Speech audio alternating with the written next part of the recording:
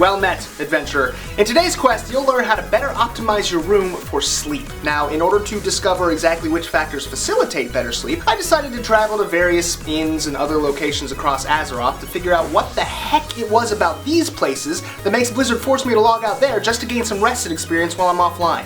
I'm warning you, be careful though, because if you apply all 6 tips from this video, you may just find players come into your bedroom to log out. I'm Mulatto Rants, this is Muscle and Magicka, and you, my friend, just accepted a quest. You know, if Warcraft were anything like Game of Thrones, then I can only assume that the house motto of good old innkeeper Norman here would be, I can sleep when I'm dead. Come to think of it, he does bear a striking resemblance to David Bradley. We start off here in the Undercity where, as you can see, the beds are literal coffins, which is a little bit morbid, but see, I think what they were going for here is to demonstrate how you ought to view your bed, mentally speaking. I mean, if you think about it, there's really only one thing you can do in a coffin, and that's sleep. Or die, which is really just a slightly more hardcore form of sleeping, I think. The point is, you want to associate your bed, and if possible your room, only with sleep. Because the more you start to associate it with other things like working or watching TV, the more likely your brain is to shift into those modes when it comes time to get some shut-eye. Now, I think that sleeping in a coffin might be taking it a little bit far, unless of course you belong to House Norman, but I would recommend at least narrowing down the list of things that you do in bed to sleeping and, I guess, dying if you must. Speaking of dying, we're here with Gammon at the Broken Tusk in Orgrimmar, and you may be asking yourself, why did Gammon decide to come here, now that he's no longer being mercilessly slaughtered by players like you? And the answer is, they patched him. But more importantly, because the owners of this reputable establishment have very kindly decided to remove all televisions, all computer screens, all cell phones, any other such device that emits blue light. This is because studies have shown that exposure specifically to blue light in the hours before bed can suppress melatonin release, effectively delaying your body's natural clock and doing an even better job of keeping you from sleep than all those memories of being slain. Repeatedly. Every single time he respawned, you killed him. That's why Gammon always cuts off his electronics usage at least 1 hour before bedtime, preferring instead to use a candle, which emits a much warmer light that won't interfere with his melatonin release. You know what else he's gonna release? Vengeance. Because every single night he sits there in front of his candle reviewing his list of each and every one of you assholes that killed him, and oh, vengeance is gonna be sweet. It's also a good idea to make to-do lists before you go to bed. Helps reduce anxiety about what needs to get done the next day so you can sleep better. Especially if those lists are orchestrated to bring about a swirling torrent of misery and pain upon all who have wronged you. And you know exactly who you are, you cold, heartless son of a... You hear that? Yeah. And I know what you're thinking. How on earth does anyone sleep in the midst of all this noisy ratchet?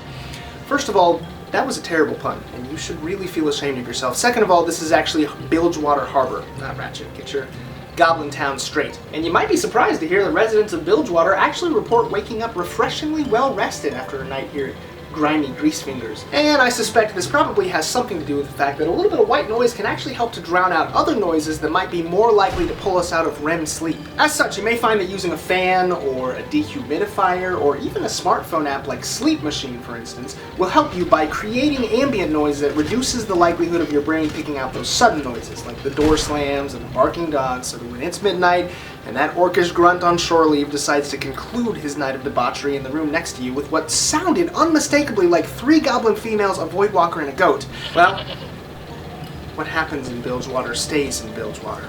So, one of the main things that helps initiate the onset of tiredness is our body's tendency to drop internal temperature as a result of lowered blood pressure and heart rate and just general decreased physiological demand as we get closer to bedtime. Now, something that we can do to aid this process is to preemptively set our rooms to a lower temperature. Now, the temperature that works best for you is going to vary based on personal preference, whether or not you sleep in the buff, which, by the way, I would not recommend out here in Northrend. Not that I have any experience with that, it's just...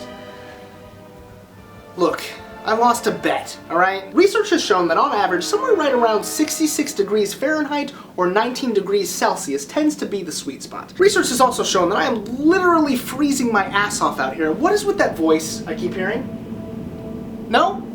Calling himself the Lich King? Offering promises of glory and power? You're not hearing this?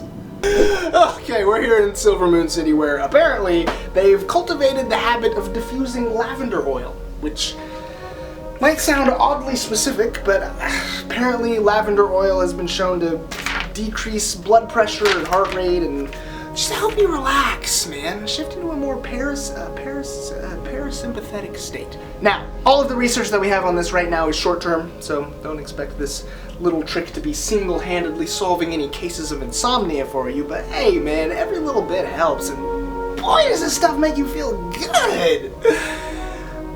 This does not smell like lavender oil. And finally, quite possibly the most powerful thing that you can do to make your bedroom the optimal place for rested experience is to manage your exposure to light. And I'm not just talking about blue light here. Our bodies are built to synchronize their internal clocks with the light-dark cycles around us, which is one of the main reasons that we wake during the day and sleep during the night. Unless you're in a top-tier guild on the bleeding edge of PvE content, in which case you wake during the day and raid during the night. Unfortunately, many of us get very little sunlight exposure during the day, and then we go on to create artificial sunlight for ourselves during the night, effectively delaying our internal clock and shifting our circadian rhythm into something that resembles less of a rhythm and more of a Lil Wayne song. Tell her I am Mr. Ointment. Tell her make an appointment with Mr. I can't make an appointment. So, unless you're looking to get signed to Young Money, I recommend, in addition to trying to get at least a little bit of sunlight exposure during the day, you turn your lights down, if not off, in the evening hours leading to bed. Personally, I like to reinforce this effort by throwing thick black towels over my windows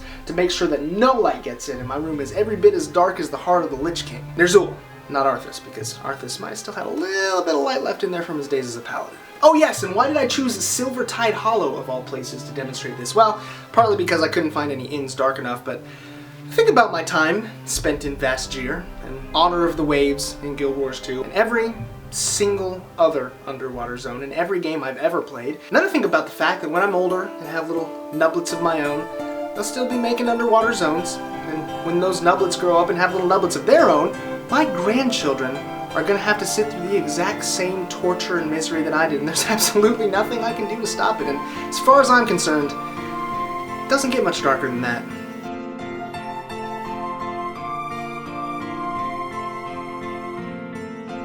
Alright Knights, by the way, if you picked up the not-so-hidden bonus quest in this video, don't forget to snap me for a 7th tip and some increased experience points. Otherwise, don't forget to like the video if you gain some EXP, and if you want to continue your training as a Knight, subscribe to the channel and join the Order of Muscle and Magicka, where as Guildmaster I try to provide you with all the weapons and spells that I can to help you level up your fitness and nutrition. Until next time, stay vigilant. Anu Valor Eterna!